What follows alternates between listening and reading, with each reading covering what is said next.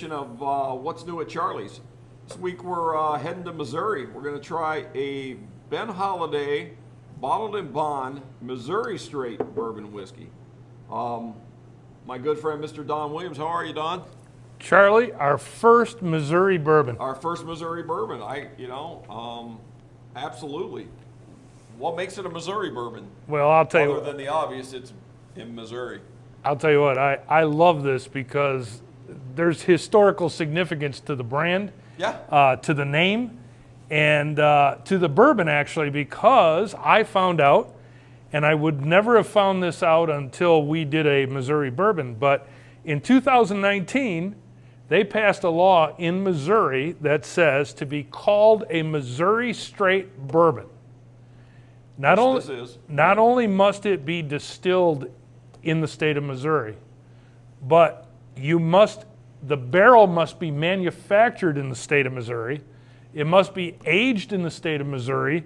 And in 2020, they added that you must buy the corn from the state of Missouri. Wow. So it's pretty significant, and I don't know too many other states that have that much restriction. Even Kentucky's not that. Even Kentucky, you can buy a barrel made somewhere else. Because a lot of barrels are made in Missouri, correct? That is, a lot of the oak for the barrels that are used comes from Missouri. Right. Always has, yeah. And a lot of distilleries love the oak that ages air dries in Missouri because they think that it has a special fauna, a special finish to it. Okay.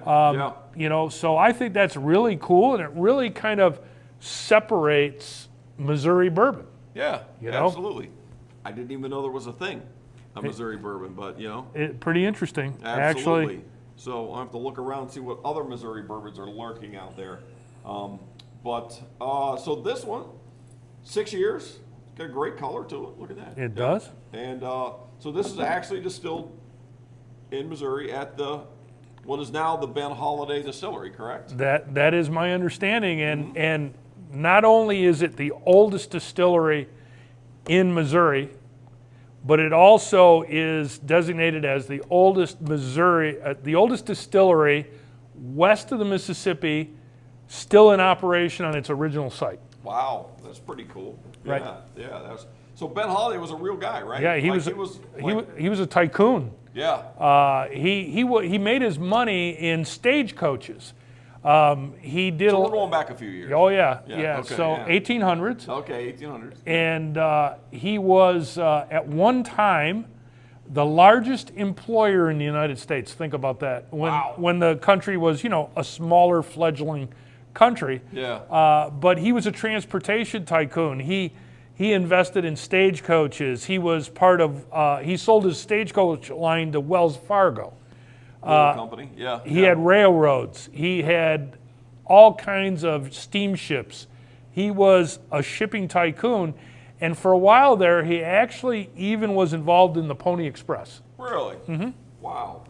That's So he had a few bucks. Yeah. So really a kind of a cool story. And it was originally, when Ben Holladay bought the land, it was raw Missouri land that had been actually charted by Lewis and Clark. Wow. So, it goes back a long time.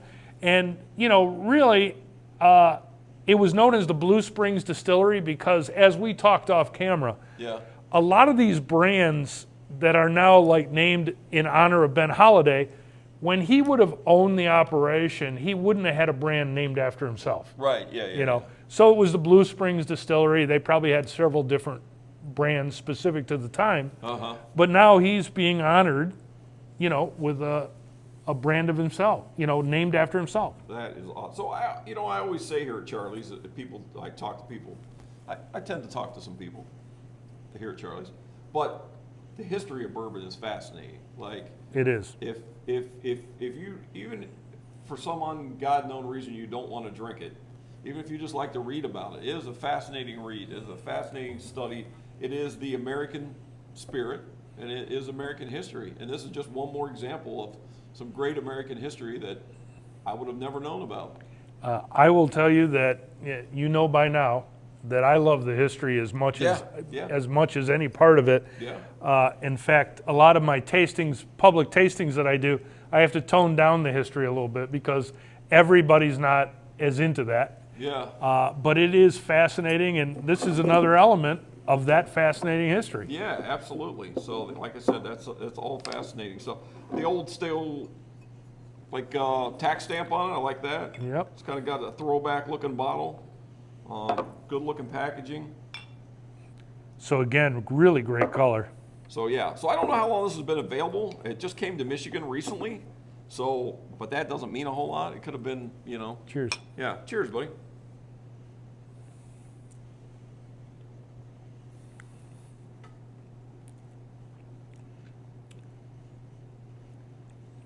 Wow. So this reminds me of another brand, and I'm going to see if you can. It's another brand from outside the state of Kentucky.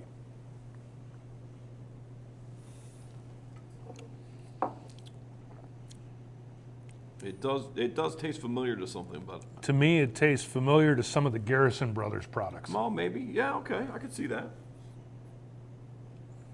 Well, it gets pretty hot in Missouri in the summertime.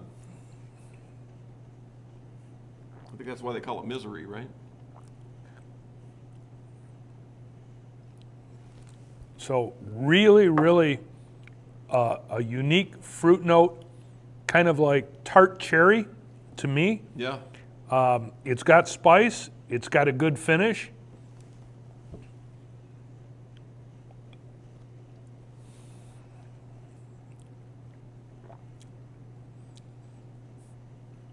I'll tell you, it's a good bourbon. It's a really good bourbon. Very nice bourbon.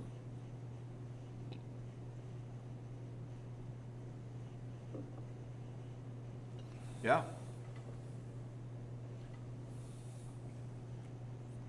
So is this wheated bourbon? I'm not sure. Okay, all right. Because it does have a little spice to it.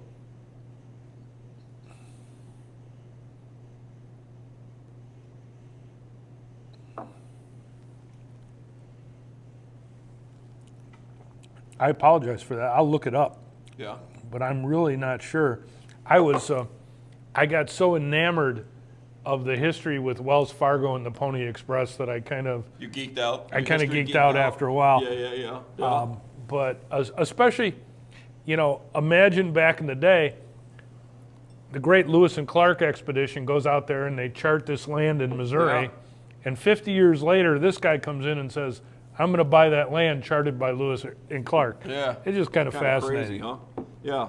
And then so he could make whiskey and he could ship it all over the country. So yeah. Right. My guess is that, it's a chicken and egg thing. He probably had all the distribution in place. Yeah, He said, I yeah. should make my own whiskey. Yeah, right. Yeah, absolutely. So it does have like something cool here. I don't know if you can see that on the camera, maybe not, but it does show where the barrels came from in this. So it would be a small batch, a blend, and tells you what floor of the rick house they came from. That's kind of cool.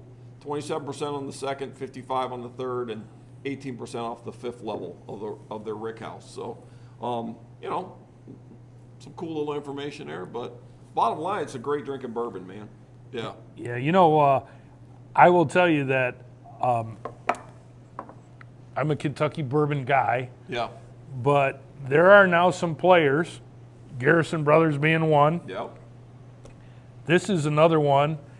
There's some guys starting to make some noise outside of Kentucky, Absolutely. making real good product. Absolutely. Yeah, I would stack this up with just about anything. That's real nice. I don't know how hard that is to come by. I have to look into it a little more. It was sent to me from my reps, but they only sent me one. That's usually a bad sign. I never heard of it. I never have seen that brand till you brought it to my attention that we were going to use it. So, all right. Well, hey, I'm glad we did. Charlie, good choice. Good choice, man. Thank Cheers. you, everybody. Thank you, guys.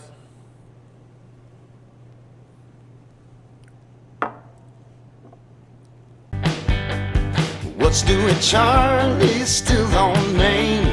What's doing Charlie's? Tell me what's doing Charlie's still on Main?